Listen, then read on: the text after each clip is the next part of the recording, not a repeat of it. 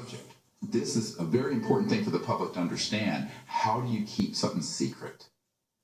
You hide it in plain sight. And I suspect that unless the Defense Department proves us otherwise, that it was probably some form of an alien spacecraft. I think as a public figure you have to be very careful about what you say, because people can have pretty emotional reactions. And I said my goal wasn't to try to stir the pot. And now I'll ask Officer Stein and his colleagues to escort the accused into the room so that we may all look upon the guilty party. Don't get in too close to me, please. In the alien costume, the governor's chief of staff. And this just goes to show that you guys are entirely too serious. So it's there. Everyone, I mean, 5% of the U.S. population have seen these objects. But you create an environment where the subject is so pilloried and ridiculed that no respectable scientist or doctor would want to be identified with it. Internal documents from the Defense Department and intelligence agencies explicitly stating that they want to have this campaign of ridiculing and destroying the credibility of completely credible, completely honest eyewitnesses to UFO sightings, and even sightings of extraterrestrial beings on the ground, that they want them discredited. They want their credibility destroyed. If someone comes out and says, I saw a UFO on TV, the only ones that see a UFO in the TV programs are the rednecks out in the country that are going coon hunting or alligator hunting at night. You don't find anybody with any kind of smarts or some professional individual saying, hey, last night let me tell you what I saw. And this officially was released by the CIA, talking about how they have people embedded in all the major media to change, alter, and affect stories to their benefit.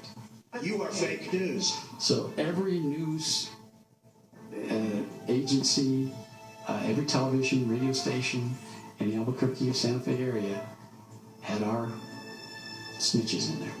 So we knew, and we paid them. We paid them good money. One of the reasons you get the people is you pay them. And that was controversial. That was somewhat controversial. Do you know of national media that have had? Oh, yes, yeah. I'm not going to name them. We now have a relationship with reporters from every underlined major wire service, newspaper, news weekly, and television network in the nation. In many instances, we have persuaded reporters to postpone, change, hold, or even scrap stories that could have adversely affected national security interests or jeopardize our sources and methods. And it goes on to then say that they have the same within academic circles.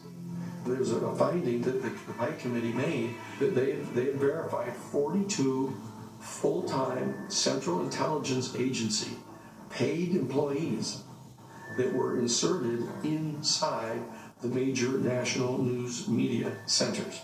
And most of them ended up being the so-called national security reporters. The man turned to me, and this is a board member of Time Life, and said, Dr. Greer, we basically are scribes taking dictation from the right hand of the king. The fourth estate is dead. You know, reporters from Time magazine who told me specifically that they provided the stories and their editors have spiked them. Yeah, the high-level producers and directors. Yeah. And how were they paid for that? Cash. Yeah, you pay. What you do is you make them sign a form and you tell them, you got to report this to IRS. But whether they do it or not, you're not going to give your form to IRS. I paid, I better not say.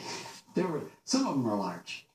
If you, Ms. McLean, know of any proof about aliens, you can give it to me. I guarantee you I will get it out. But I am skeptical. Based upon my experience representing NBC and representing the New York Times, I know that they will refuse to publish information, which in my judgment is clearly important information for the public to know. The corruption of the media means that you have then undermined democracy and our basic constitutional protections. Because if you control the information flow through the elite media, and the only place you can get this information It's through the tabloids where they want it, or it's discredited there, or on the internet where there's so much false information that's mixed in with the real information that you don't know what to make of it. There creates this complete confusion. When you go to a supermarket checkout and you look at the tabloids, what you may be reading there are actual stories of actual events, but when it's portrayed through the tabloids, it gets discredited. And they're ridiculed and their careers are destroyed, pursuant to a very specific self-conscious official program. Now this has worked for 50 years. Why would they change it now? This is the technique they've used. It is time.